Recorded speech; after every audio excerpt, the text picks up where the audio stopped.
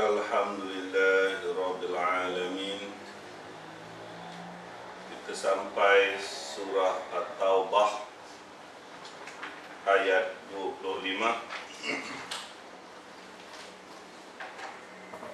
Sesungguhnya Allah telah menolong kamu wahai orang beriman di medan peperangan yang banyak.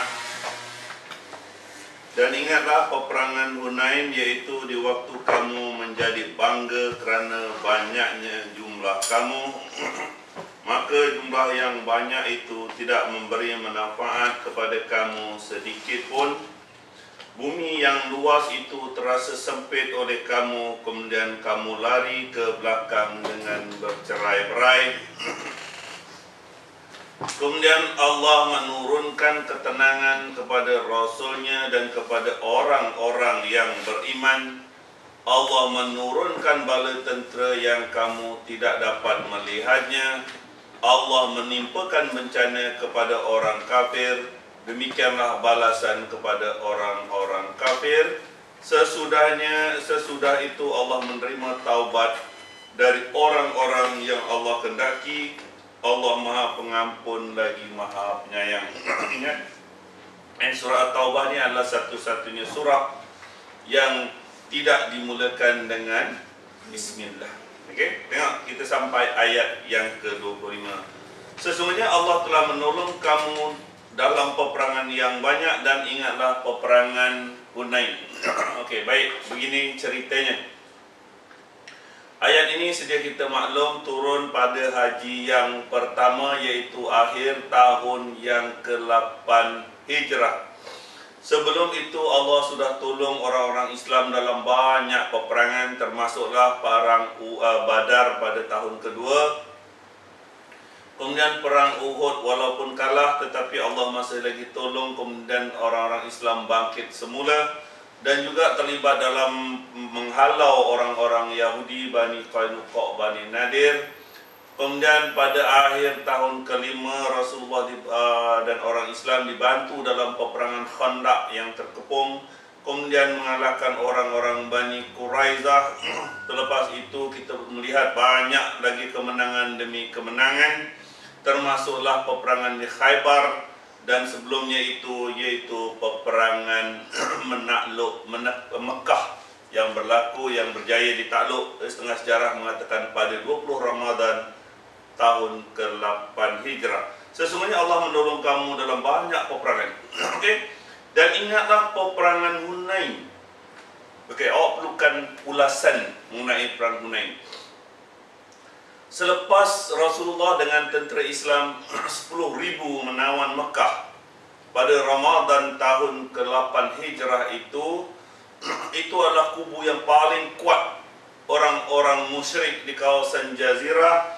Tiba-tiba ada satu lagi kumpulan orang-orang musyrik yang ingin mempertahankan kemusyrikan berhala di Kaabah, yaitu satu kaum yang dikenali sebagai Hawazin. Okay. Dia kaum Hawazin ini, Bani Hawazin ini bersekutu dengan Bani Sakik dekat Taif. Okay. Dia inilah yang cuba mengumpulkan angkatan tentera yang ramai, yang cuba menakluk malam Mekah semula.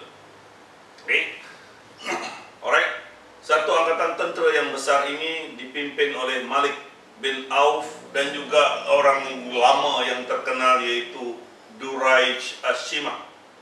Okay, mengumpulkan angkatan tentera di kawasan Hawazin, bersekutu dengan Bani Sakik Taif. Okay. Orang-orang Islam yang baru je menawan bandar Mekah dengan 10,000 angkatan tentera, bersekutu ditambah dengan orang-orang Islam yang baru masuk Islam di Mekah, dan juga orang-orang Islam yang sudah sedia ada di Mekah, menjadikan jumlah yang paling ramai pada masa itu, yaitu seramai 12,000 angkatan tentera. Sehingga jumlah yang begitu besar, terasalah orang-orang Islam bahawa mereka adalah orang yang kuat, tak mungkin ada tentera lain yang dapat mengalahkan mereka. Okay? Dan ingatlah ketika peperangan di Hunain, yaitu waktu kamu menjadi bangga kerana banyaknya jumlah kamu. Okay? Maka jumlah yang banyak itu tidak memberi manfaat kepada kamu sedikit pun. Bumi yang luas itu terasa sempit oleh kamu, kemudian kamu lari dengan bercerai-berai. 12.000 angkatan tentera Islam ini yang boleh katakan paling besar yang pernah wujud di Jazirah pada zamannya. Masing-masing bangga dengan kabilah, bertukar-tukar kabilah, akulah Bani Sulaim, akulah Bani itu, Bani ini dan sebagainya. Perjalanan mengambil masa, kemudian Rasulullah SAW dengan angkatan tentera bermalam sebelum masuk ke kawasan musuh, yaitu di kawasan Hunain. Okay? Ketika pagi, awal pagi, subuh lagi, ketika melalui satu lembah, kanan kiri itu gunung, lembah, lurah, yang dalam itulah, hampir ke semua tentera Islam masuk di kawasan lurah itu, maka dihujani oleh musuh dengan anak panah, batu-batu dan sebagainya. Kena ambush, pagi-pagi gelap-gelap lagi, tentera Islam sudah kena ambush dekat Hunain. Apabila serangan datang dari atas, kawasan yang genting begitu, maka kematian ramai menimpa kepada kalangan orang-orang Islam. Kemudian tentera Islam 12.000 yang banyak itu akhirnya lari lintang pukang tak tentu kala. Itu yang dimaksudkan di dalam Al-Quran. Maka jumlah yang banyak itu tidak memberi manfaat kepada kamu sedikit pun. Ingat dalam peperangan Badar, 300 tentera Islam dapat mengalahkan 1.000 angkatan tentera Quraisy. Tetapi keadaan ini berbalik, yaitu jumlah yang banyak tentera Islam tidak memberi manfaat sedikit pun, dan bumi yang luas itu terasa sempit oleh kamu, kemudian kamu lari dengan bercerai-berai. Kata Abu Sufyan, mereka tidak akan berhenti sehingga jumpa laut. Okey? Faham? Kisah ini berlaku selepas menawan bandar Mekah. Orang Islam kena ambush pagi-pagi di Hunain. Okey? Tengok. Kemudian Allah menurunkan ketenangan kepada Rasulnya dan kepada orang-orang yang beriman.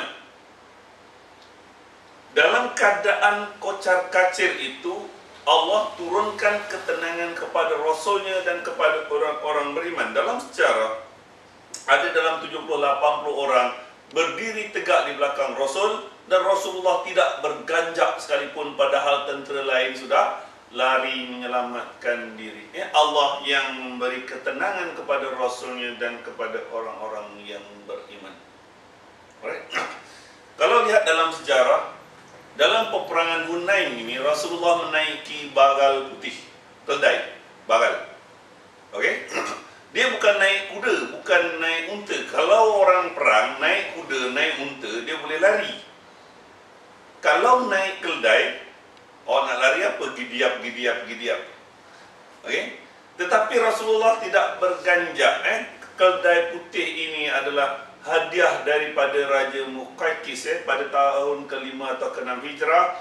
Rasulullah mengantar utusan kepada Raja Muqawqis Mesir, lalu dia menghadiahkan 2 dayang, iaitu Sikin dan juga Maria Al-Jibsi, dan juga pakaian-pakaian Jibsi serta keldai putih yang bernama Duldul. Itu dalam sejarah. Tetapi dalam peperangan Hunain, Rasulullah menaik keldai putih ini tidak berganjak pun. Okey? Tegak. Ada 70 ataupun 80 orang beriman berdiri di belakang Rasul tegak, walaupun musuhnya tentera lain sudah lari ke belakang. Okey? Faham? Kemudian Rasulullah menyuruh Sayyidina Abbas dalam sejarah untuk memanggil tentera-tentera Islam, mengingatkan janji-janji mereka, kenangan-kenangan mereka. Antara yang disebut, wahai ahli Badar, kembalilah. Okay? Wahai ahli Bai'ah Aqabah, sebab orang-orang Ansar ada 12 orang yang bersumpah akan mempertahankan Rasul daripada musuh, seperti mana mempertahankan keluarga mereka dan harta mereka.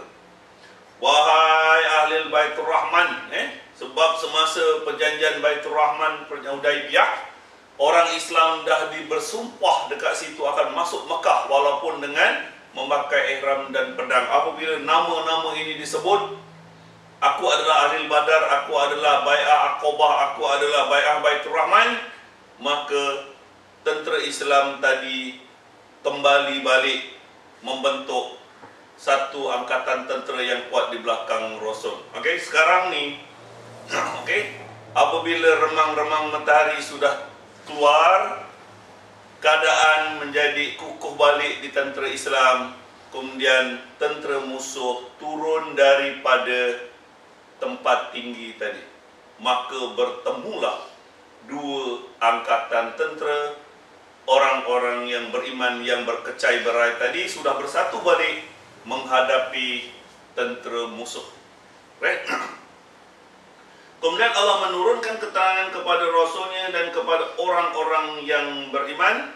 Lihat, dan Allah menurunkan bala tentera yang kamu tidak dapat melihatnya. Allah sebut dekat sini, bala tentera yang kamu tidak dapat melihatnya. Para tafsir sudah mengatakan sudah tentu ini adalah malaikatnya. Kita tak perlu mengatakan ada malaikatnya Jibril. Kadang-kadang setengah jarah naik unta merah, pancung kepala orang. Tak perlu, sebab dalam Al-Quran ini jelas bahawa tentera yang tidak dapat kamu lihat. Okay?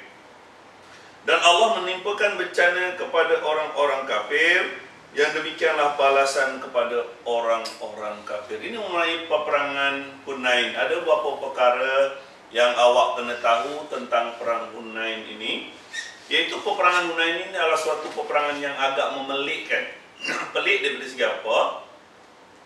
Pihak musuh yang dipimpin oleh Malik bin Auf itu mengarahkan tenteranya pergi berperang menghadapi orang Islam dengan membawa semua harta, benda, kambing, unta, anak-anak supaya ikut berperang sekali. Dibawa untuk berperang bertujuan supaya kita jangan fikirkan harta, unta, kibas, anak isteri. Satu yang pelik dalam peperangan ini. Dibantah oleh orang tua yang bernama Duraij Asimah tadi, tetapi tentera mereka mengikut kata Malik bin Auf, iaitu perang dengan membawa anak isteri, unta, kibas, harta emas dan sebagainya dibawa serta dalam peperangan ini. Alright. Kemudian Allah menimpakan bencana kepada orang kafir, lalu orang Islam mengalahkan tentera kafir tadi, lalu dia lari. Okay. Malik bin Auf bersama sebahagian tenteranya lari meninggalkan Hunain menuju ke Taif, meninggalkan harta rampasan Ghaniyah yang paling banyak dalam sejarah Rasul, kerana orang-orang Hawazin ini berperang membawa anak isteri, harta segalanya. Okay. Faham? Antara harta rampasan dalam sejarah terdapat 25,000 ekor unta, 40,000 ekor kibas, 6,000 tawanan perang, dan banyak harta emas perak yang dapat dirampas oleh tentera Islam, menjadikan perang Hunain ini merupakan menghasilkan Ghaniyah, harta rampasan yang paling banyak dalam sejarah Rasul. Kemudian Rasulullah membawa tawanan dan harta rampasan ini ke Ja'ranah. Mungkin insya-Allah nanti satu masa kalau Allah izinkan awak pergi haji dan umrah, awak boleh pergi ke Ja'ranah ini, awak boleh mikot dekat sana. Lalu dikumpulkanlah segala harta rampasan dan tawanan ini, 6,000 tawanan ini, sementara tentera Islam mengejar musuh di Taif, tapi Taif tidak dapat ditembusi. Taif tidak dapat ditawan oleh Rasul. Maka Rasulullah SAW balik ke Ja'ranah untuk membahagi-bagikan harta Ghaniyah, iaitu harta rampasan perang. Alright. Terlalu banyak harta rampasan ini. Lihat, di Ja'ranah ini, harta yang begitu banyak ini Rasulullah bagi bukan kepada pejuang-pejuang Ansar yang ikut berperang, Bukannya orang-orang Muhajirin yang ikut berperang yang sudah berhijrah ke Madinah. Kita lihat sejarah Rasulullah SAW ini, Rasulullah bagi harta rampasan yang banyak ini, kebanyakannya diserahkan kepada orang-orang kafir yang baru saja masuk Islam. Antaranya yang mendapat adalah 100 ekor unta Rasulullah bagi kepada Abu Sofyan yang baru sebulan saja baru masuk Islam. Okey, Rasulullah bagi kepada Ikrimah Abu Jahal pun 100 ekor unta. Siapa ni, Muawiyah anak Abu Sofyan pun dalam sejarah mendapat 100 ekor unta.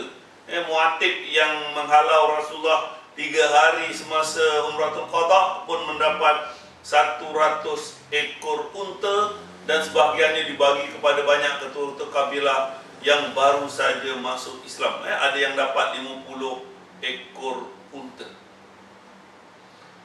Sahabat-sahabat Rasul, orang-orang Ansar berbicara, berbisik-bisik sesama mereka, mengatakan Muhammad sudah balik kepada kaumnya, sebab orang-orang Ansar seorang pun tak dapat bahagian harta rampasan, padahal harta rampasan cukup banyak.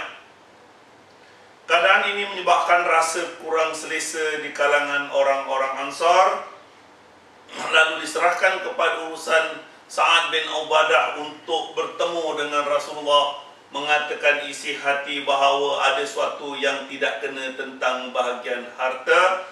Lalu Rasulullah sallallahu alaihi wasallam menyuruh Sa'ad bin Ubadah mengumpulkan orang-orang Ansar di satu tempat. Kemudian sebahagian daripada orang-orang Muhajirin pun ada yang datang turut serta. Awak lihat pidato Rasul terhadap tentang bahagian yang Rasulullah bagi kepada orang-orang yang baru saja masuk Islam, sedangkan tentera Islam yang berjuang bermati-matian Rasulullah tak bagi sedikit pun. Wahai kaum Ansar, barangkali ingin kamu katakan, ketika kamu diusir daripada Mekah, kamilah yang melindungi kamu, wahai Rasul. Ketika kamu dalam keadaan susah, kamilah yang melindungi kamu. Ketika ikut berperang menempuh segala peperangan, kamilah yang membantu kamu. Okay? Sekarang ini apabila dapat harta, kau tak bagi kita pun, kau bagi kepada orang-orang Mekah yang baru masuk Islam. Rasulullah mengambil bulu daripada Al-Kushwa, tengkuk, bulu unta. Demi Allah, segala apa yang ini pun aku tak mengambilnya. Aku serahkan, dan kalau aku ada harta sebanyak pohon di Tihamah ini, nescaya akan aku serahkan kepada kamu, dan kamu akan pasti dapati bahawa aku bukan orang yang bakhil. Tentang keislaman kamu, wahai orang Ansar, sedikit pun aku tidak ragukan. Apakah kamu iri hati terhadap harta yang kami berikan kepada orang-orang yang baru saja masuk Islam untuk memujuk mereka? Demi Allah, kalaulah tidak kerana hijrah, aku akan bersatu dengan orang Ansar. Sekiranya orang melalui satu lembah, kemudian kaum Ansar melalui jalan yang lain, nescaya aku akan melalui jalan bersama kaum Ansar. Apakah kamu tidak ingin melihat orang-orang lain balik memimpin unta dan kibasnya, harta rampasan, sedangkan kamu balik ke Madinah membawa Rasul Allah? Kata pidato Rasul ini menyebabkan orang-orang Ansar dan Rasulullah sendiri menangis. Sebahagian membasahi janggut-janggut mereka. Sebagian orang Ansar berkata, aku rela dengan Rasul Allah balik bersama kami. Setengah sejarah orang-orang Ansar Rasulullah balik ke Madinah dengan tak ada bawa apa-apa pun, harta rampasan yang cukup banyak yang Rasulullah dapat dari peperangan Hunain. Maka apabila harta sudah diserahkan, dibagi-bagi, kemudian tawanan-tawanan perang pun sudah dibagi-bagi, tiba-tiba sebahagian daripada orang-orang Hawazin ini ada yang masuk Islam, lalu datang menemui Rasul, meminta keluarganya diserahkan semula. Kemudian Rasulullah menyarankan, mencadangkan utusan kepada Malik bin Auf supaya masuk Islam, dan Malik bin Auf sendiri pun akhirnya masuk Islam. Tetapi akhirnya semua tawanan perang ini, kata Rasulullah, semua tawanan perang di bawah Bani Hashim aku merdekakan, lepaskan balik. Maka semua kabilah-kabilah lain mengikuti apa yang diperintah, yang dibuat oleh Rasul. Jadi semua tawanan perang dimerdekakan, diserahkan balik kepada orang-orang Hawazin yang kebanyakannya yang sudah masuk Islam. Jadi dalam peperangan Hunain ini, orang Islam hanya mendapat ghanimah, harta rampasan, sedangkan perempuan-perempuan, anak-anak dan orang tua Rasulullah serahkan balik kepada keluarga masing-masing. Antara yang ditawan dalam sejarah, antara yang ditawan adalah Bani Sa'ad. Dia adalah suku sakat kabilah daripada Bani Hawazin. Maka yang turut ditawan juga adalah ibu yang menyusukan Rasulullah sendiri, Halimatus Sa'diyah. Dalam sejarah, bahawa Halimatus Sa'diyah sendiri adalah orang yang ditawan dalam peperangan Hunain ini. Kemudian Rasulullah merdekakan, tetapi setengah sejarah mengadakan yang ditawan bukannya Halimatus Sa'diyah yang terlalu tua, tetapi adalah anaknya, yaitu saudara susuan dengan Rasul yang bernama Asyimah. Right? Tengok ayat yang ke-27. Sesungguhnya Allah menerima taubat dari orang yang dikehendakinya. Allah Maha Pengampun lagi Maha Penyayang. Di antara orang-orang Hawazin ini, semuanya akhirnya masuk Islam. Jadi Allah terima taubat mereka. Tengok kemudian Allah menerima taubat dari orang-orang yang dikehendakinya. Orang Islam yang lari bertempiaran tadi, yang patah balik kepada Rasul, Allah juga boleh mengampuni. Dan Allah Maha Penyayang. Faham? Ini kisah Hunain. Ada apa nak tanya mengenai perang Hunain ini? Tak ada? Faham? Okey, alright. Saya tadi beritahu bahawa Taif dikepung oleh Rasul tetapi tak dapat ditembusi. Jadi Rasulullah tinggalkan Taif masih lagi di bawah kuasa orang-orang Bani Saqif. Kemudian Rasulullah balik ke Madinah. Senang cerita, semasa akhir tahun ke-8 ini, Rasulullah SAW sudah mengawal seluruh kawasan selatan Jazirah kecuali Taif. Kemudian pada akhir tahun yang ke-9 bulan Ramadan, orang Taif sendiri yang datang menemui Rasul mengatakan tunduk di bawah kuasa Islam. Jadi seluruh Jazirah tunduk di bawah kuasa Rasul pada akhir tahun ke-9 Hijrah. Antara yang dia minta, dia minta wakil utusan ini perjanjian dengan Rasul, minta dimudahkan sembahyang. Dia kata, okey, Rasulullah izinkan. Salah satu minta dia minta berhala Al-Lata yang ada tempat Taif besar-besar tidak, yang dah disembah beratus tahun itu. Dia kata jangan dipecahkan dahulu sehingga setahun. Rasulullah SAW kata tak boleh. Mana ada dua agama dalam di Jazirah? Tidak ada dua agama. Kemudian dia minta tangguh 3 bulan macam itu. Kemudian akhirnya Rasulullah tetap tidak membenarkan. Maka berhala Al-Lata tadi, kepunyaan Bani Saqif, dirubuhkan. Dalam sejarah, Rasulullah menyuruh orang yang dihormati di kalangan Bani Saqif, yaitu Abu Sufyan sendiri, yang merubuhkan berhala Al-Lata Bani Saqif. Jadi sekarang secara jelas seluruh Jazirah tunduk di bawah kuasa Rasul. Satu lagi saya nak beritahu pada kamu tentang Wahsi. Pernah dengar Wahsi? Pernah dengar tak Wahsi? Perkataan Wahsi? Manusia bernama Wahsi Tak. Wahsi adalah orang Abyssinia, kulit hitam. Dia datang daripada Habsyah, jadi hamba di Mekah, dan dialah orang yang membunuh Sayyidina Hamzah dengan janji untuk dimerdekakan. Jadi semasa dalam peperangan Uhud, dia hanya membawa lembing.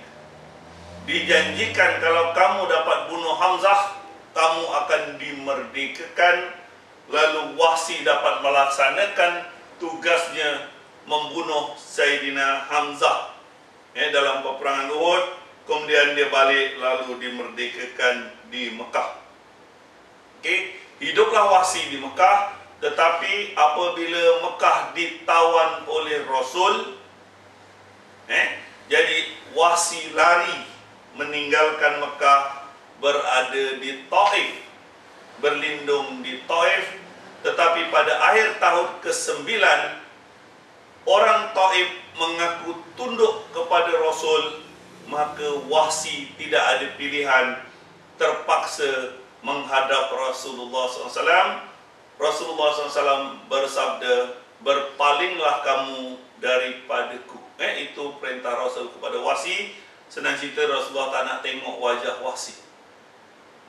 Tetapi dalam sejarah semasa zaman Sayyidina Omar, Wahsi dibuang daerah daripada Madinah, dikeluarkan daripada kota suci, berada di bandar Hum. Dulu dipanggil Hims, kerana Wahsi ketagih arak sampai mati. Kata Sayyidina Omar, tidak selamat orang yang membunuh pakcik Rasulullah. Itu tentang Wahsi yang lari daripada Mekah ke Taif. Apabila ditawan, kemudian Taif ditunduk kepada Madinah, dia akhirnya tunduk kepada Rasul dan dikeluarkan daripada Madinah ke bandar Hum. Dekat situ juga ada kubur Sayyidina Khalid bin Al-Walid, tua di bandar Hum. Kita lihat Al-Quran ayat 28. Wahai orang beriman, sesungguhnya orang-orang musyrik itu najis. Janganlah mereka mendekati Masjidil Haram sesudah tahun ini. Jika kamu khawatir menjadi miskin, maka Allah nanti akan memberikan kekayaan kepada kamu dari kurnia-Nya. Jika Allah menghendaki, sesungguhnya Allah mengetahui lagi maha bijaksana. Kita sudah mengulas ayat 28 pada kuliah yang lepas. Ayat yang ke-29 berpindah pula perkataannya daripada menceritakan perang Hunain dengan penaklukan Mekah kepada ahli kitab. Kita tengok ayat yang ke-29. Perangilah orang yang tidak beriman kepada Allah dan tidak pula pada hari kemudian. Mereka tidak mengharamkan apa yang diharamkan oleh Allah dan Rasul-Nya, tidak beragama dengan agama yang benar, yaitu orang-orang yang diberikan Alkitab kepada mereka sampai mereka membayar jizyah dengan patuh sedangkan mereka dalam keadaan tunduk. Ini mengenai orang-orang Yahudi dan Nasrani. Sebahagian pada mereka tidak beriman kepada Allah. Mereka mengatakan yang dusta terhadap Allah. Dan dia tidak mengharamkan apa yang diharamkan oleh Allah. Macam orang Yahudi ini kata riba diberikan kepada orang bukan Yahudi, halal. Dia pula membunuh bukan orang Yahudi, halal. Menipu orang Umi, halal. Kalau sama Yahudi tak boleh. Dia membuat peraturan sendiri. Kita lihat ayat 30. Orang-orang Yahudi berkata Uzair itu putra Allah, dan orang Nasrani berkata Al-Masih itu putra Allah. Demikianlah itu ucapan mereka dengan mulut-mulut mereka. Mereka meniru perkataan orang-orang kafir yang dulu dilaknat oleh Allah mereka, bagaimana mereka berpaling. Orang Yahudi berkata Uzair anak Allah. Ulas balik, Yahudi Bani Israel asalnya daripada Nabi Yakub, 700-800 tahun berada di Mesir, kemudian dibawa oleh Nabi Musa berhijrah cross Laut Merah masuk ke kawasan Sinai, kemudian nak masuk ke Palestin. Tetapi bermula apabila Talut mengalahkan Jalut, Nabi Daud membunuh Jalut pada lebih kurang pada 1200 lebih. Disitulah bermula kerajaan Bani Israel di Palestin, bertahan lebih daripada 600 tahun. Kemudian pada tahun 590 sebelum tahun 1, yaitu 1000 tahun sebelum Rasulullah dilahirkan, Palestin dihancurkan oleh tentera Babylon di bawah pimpinan Nebukadnezar. Pada 590 bertempiaranlah orang-orang Bani Israel keluar daripada Palestin, bertaburan di Eropa, sebahagian Asia dan Afrika. Semasa dilanggar itu menyebabkan orang Bani Israel kehilangan mana kitab Taurat mereka dan sebagainya. Kemudian pada zaman itu, yaitu pada tahun 300 lebih kurang, di zaman Alexander the Great, Allah utuskan dua nabi, yaitu Nabi Uzair dan Nabi Daniel. Itu dalam sejarah. Jadi Nabi Uzair inilah yang dapat menulis balik kitab Taurat itu sebab orang Bani Israel memuja Nabi Uzair. Itu sebab dikatakan orang Yahudi berkata Uzair itu putera Allah. Dan Nasrani berkata Al-Masih putera Allah. Orang Kristian berkata Isa itu putera Allah. Ini awak sedia maklum. Tengok. Demikian itu ucapan mereka dengan mulut mereka. Itu ucapan dengan mulut mereka, bukan daripada kitab mereka. Berpandukan dengan Al-Quran ini, kemungkinan juga dalam kitab mereka, dalam kitab Injil, tidak tersebut bahawa Isa itu anak Allah. Yang ada hanyalah penyebaran melalui mulut-mulut mereka. Dalam kitab Taurat tidak ada menyebut pun bahawa Uzair itu anak Allah. Ini mulut-mulut mereka, sebahagian sekta mereka saja. Wallahualam, saya pun tak baca Bible dengan habis. Barangkalilah mereka, demikianlah ucapan mereka dengan mulut-mulut mereka. Mulut mereka je. Macam orang Melayu juga, dan macam-macam Syekh Abdul Qadir Al-Jailani lah, macam-macam cerita. Padahal tidak tersebut di dalam Al-Quran. Wali Songo terbang melayang-layang dan sebagainya. Cerita-cerita yang disebarkan daripada mulut, keluar daripada garis-garis agama. Demikianlah itu ucapan mereka dengan mulut mereka, meniru perkataan orang kafir yang dahulu. Orang-orang Quraisy Mekah, orang-orang menyembah berhala Al-Uzza ini, Al-Manata, Al-Lata ini, dia berkata bahawa Al-Uzza, Al-Lata, Manata ini adalah nama malaikat, anak Allah kahwin dengan jin. Jadi orang-orang Quraisy Mekah ni kata Uzza, Al-Lata, Manata ini pun anak Allah. Allah kahwin dengan jin, dapat anak berhala. Itu sebabnya perkataan dikata itu mereka meniru perkataan orang-orang kafir yang dahulu. Dilaknatlah Allah mereka itu. Bagaimana sampai mereka berpaling, padahal kitab Taurat, kitab Injil ada pada mereka. Macam kita juga, macam manalah sebahagian itu boleh percaya dengan kubu keramat dan sebagainya, padahal Al-Quran ada di tangan kamu. Faham? Cuba kita lihat ayat 31. Mereka menjadikan orang-orang alim mereka, rahib-rahib mereka sebagai Tuhan selain daripada Allah. Mereka mempertuhankan Al-Masih putra Maryam, padahal mereka hanya disuruh menyembah Tuhan yang Maha Esa. Tidak ada Tuhan yang berhak disembah melainkan Allah. Maha suci Allah daripada apa yang mereka bersuara. Mereka menjadikan orang-orang alim mereka, rahib-rahib mereka sebagai Tuhan selain daripada Allah. Terdapat seorang Kristian yang baru masuk Islam, iaitu yang bernama Adi Abi Hatim. Apabila ayat turun Al-Quran mengenai mereka menjadikan imam orang-orang alim dan rahib mereka sebagai Tuhan, Adi Abi Hatim berkata, semasa aku Kristian dulu, kami tak menyembah pendeta-pendeta rahib-rahib Kristian. Kami tak menyembah. Kenapa ayat turun ini mengatakan bahawa orang Kristian menyembah rahib-rahib, menuhankan sebagai Tuhan? Rasulullah menjawab, apabila kamu mengambil hukum orang alim pendeta itu mendahului daripada hukum Allah. Itu yang dimaksudkan. Apabila orang menjadikan peraturan alim, orang alim itu mendahului hukum Allah, maka itu sudah dianggapkan menuhankan orang ulama-ulama mereka. Itu apabila Adi Abi Hatim bertanya kepada Rasulullah, tentang ayat mereka menjadikan orang-orang alim mereka, rahib-rahib mereka sebagai Tuhan selain daripada Allah. Kalau kita tengok dalam kuasa gereja, pendeta-pendeta mereka, dia boleh, aku sebagai wakil Tuhan, aku boleh ampuni engkau. Ampun. Begitu hebatnya, menyebabkan mereka adalah orang-orang yang boleh dirasuah.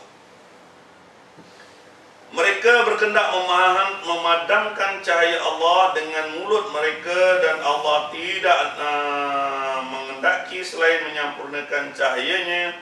Walaupun orang kafir tidak menyukai, mereka hendak memadamkan cahaya Allah.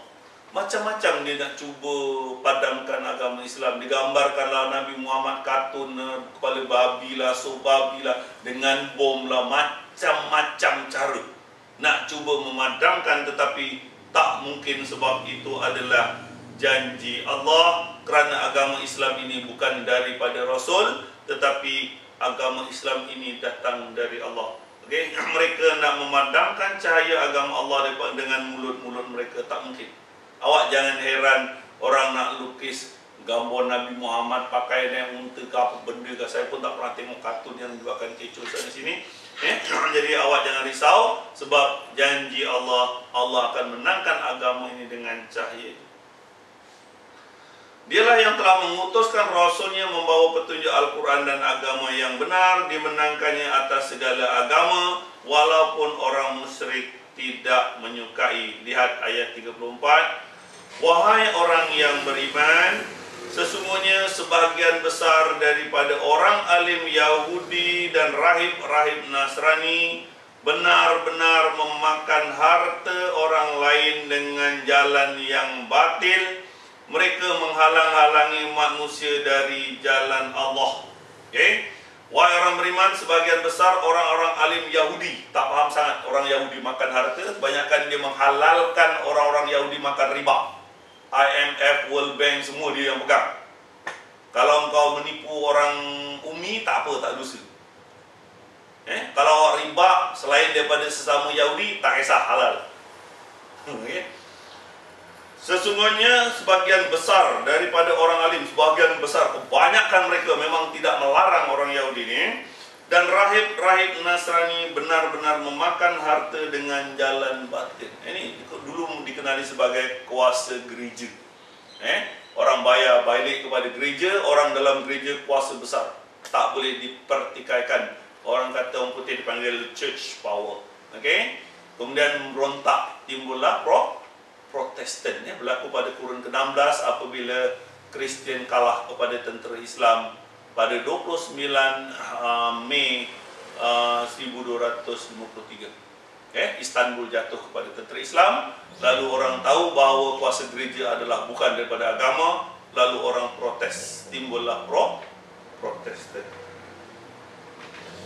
Wahai orang beriman, sesungguhnya sebagian besar daripada orang Yahudi, rahib Nasrani benar-benar memakan harta orang dengan jalan batil. Mereka menghalang-halangi manusia dari jalan Allah, dan orang yang menyimpan harta emas dan perak dan tidak menafkahkannya pada jalan Allah, beritahulah kepada mereka akan siksa yang pedih di hari dipanaskan emas perak itu di dalam neraka Jahanam, lalu dibakarkan dengannya di dahi mereka, lambung dan punggung mereka. Dikatakan kepada mereka, inilah harta benda yang kamu simpan buat diri kamu sendiri, maka rasakanlah sekarang akibat apa yang kamu simpan selama ini. Biasa awak dengar lepas tu, dang. Zakat rikas, zakat perniagaan, zakat harta, hubungi kami di 07 bla bla bla bla.